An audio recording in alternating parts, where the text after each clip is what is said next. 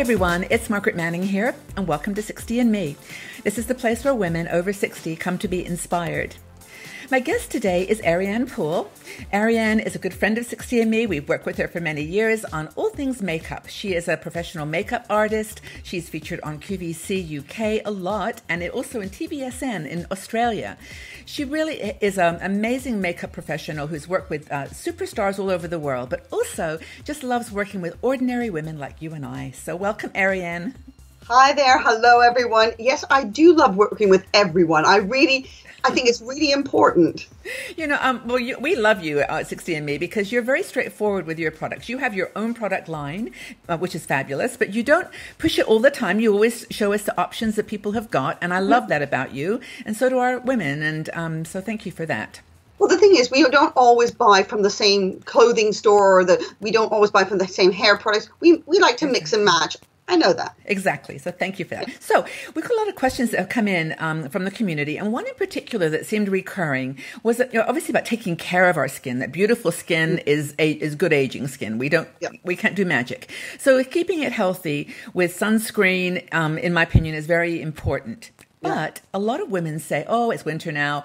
Don't have to worry about that anymore. So tell us a little bit in your opinion and experience about sunscreen. Okay. You still have to worry about it in the wintertime. And I know because I've been guilty of the same, thinking, oh, it's cloudy outside. It's wintertime. What the heck? Right. The rays, aging, the UVA still filters through everything. Yeah. And what I also found out is that when we're on our laptops and our computers, guess what? UV rays come through there. I didn't know that. Yes. Wow. And freaked me out. I mean, I did not know this either. And someone pointed it out to me. And because we're so much more on our computers and on our laptops, etc. So I'm now rethinking my sunscreen. Whereas before I was like you say, the community, you do need it in the wintertime. You still have that aging sun damage. Granted, you are not going to have the UVB as much coming through because you're not going to get burnt because trust me, on a cloudy day, it's very rare that you're going to get burned. But the aging one is still filtering down and getting us. So I would suggest if you're going to looking at your sunscreen, I would put on a sunscreen as a barrier before you put on your foundations and everything like that.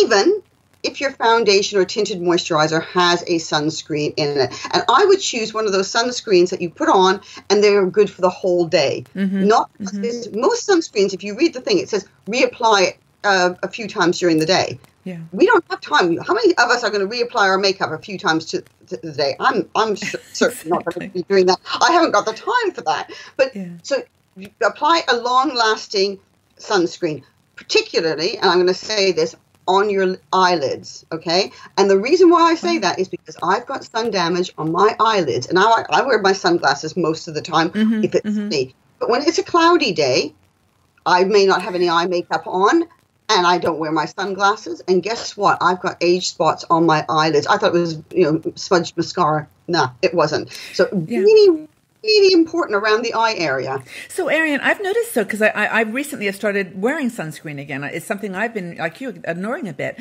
But I find it kind of oily, at least some of the ones I've used. What's the art of combining sunscreen with your makeup, with your foundation? Yeah, some of them are oily. There are ones that you can get that are not. So you need to go around and to test and feel which ones you like the feel of. Particularly if you're going to be wearing it under a foundation, because you don't want to have that sort of icky feeling on your face. There is also some powder sunscreens. Really? Tell us about that. Yeah. Now, I'm trying to remember the name of this one, but if you Google powder sunscreens, it comes in like a twist-up brush, and you use it after you've done your makeup. And what does it give you, like 20 or 30 or 50? I mean, it's a 30. It's a 30. It's a 30, and I think there's one that's out there that is a 50 as well.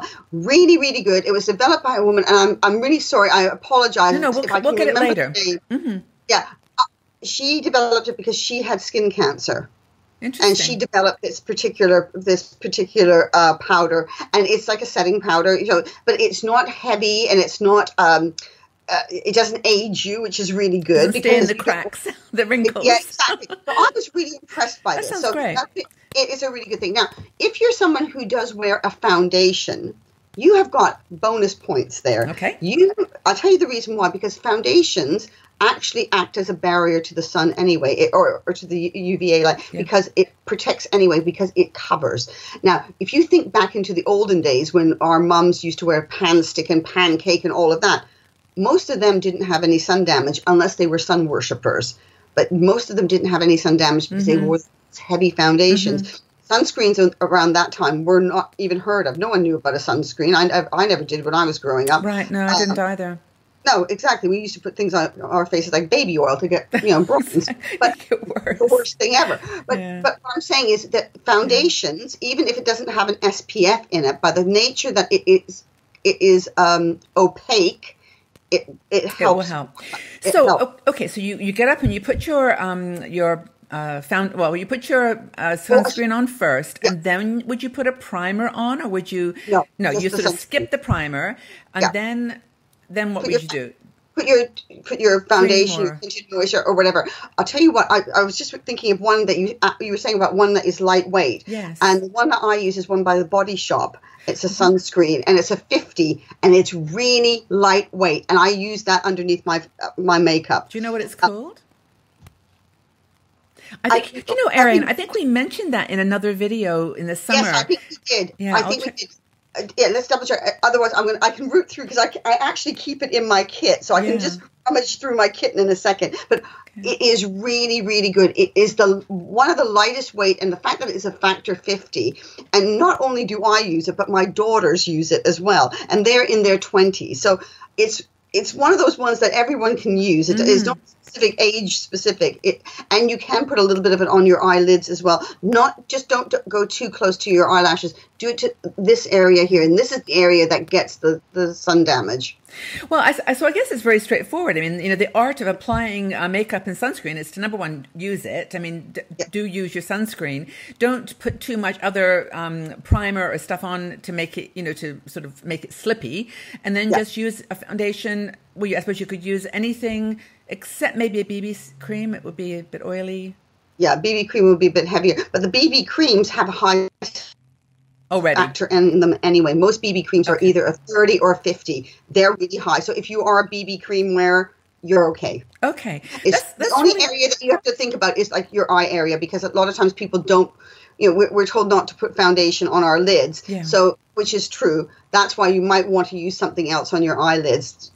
We break all the rules in 60andMe anyway. The heck.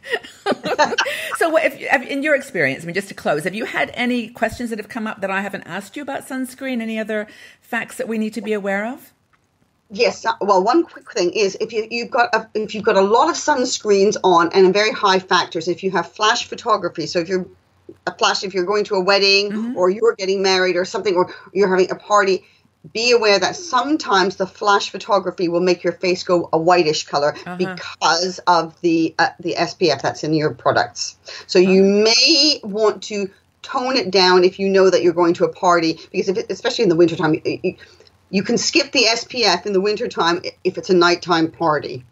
That's a really good piece of advice, actually. I mean, for all you women that are getting married in your 60s, this is an important piece. Or attending anywhere with pictures being taken. Well, I mean, there's a lot of women getting married in their 60s. There's a lot and beyond. A friend of mine, her mother got married just recently, and she's 80. So I'm like, yay, that's really cool. Well, you do a lot of wedding makeup, don't you? So this is an expert at this. Yeah. So be aware if you're even. Think of New Year's. New Year's is coming up. True. You may be having pictures taken. You might be off on a cruise, because I know how wonderful the 60andMe people like their cruises. You might be going on a champagne cruise for New Year's. If you have that SPF on with your products and everything like that, you will have that flash. And what I would suggest is just for the nighttime, don't worry about it. Things you didn't know about sunscreen, wear it. It's really important. That's the first important thing. Thank you so much, Ariane. You always educate us and teach us new things. I really, really appreciate your time. Thank you so much. Bye-bye. See you later. Bye. If you enjoyed this video, please subscribe to our 60andMe YouTube channel and also visit our website. We are a strong and dynamic community of women over 60. We're challenging aging stereotypes, and every day we share fascinating stories, interesting questions, and great conversation.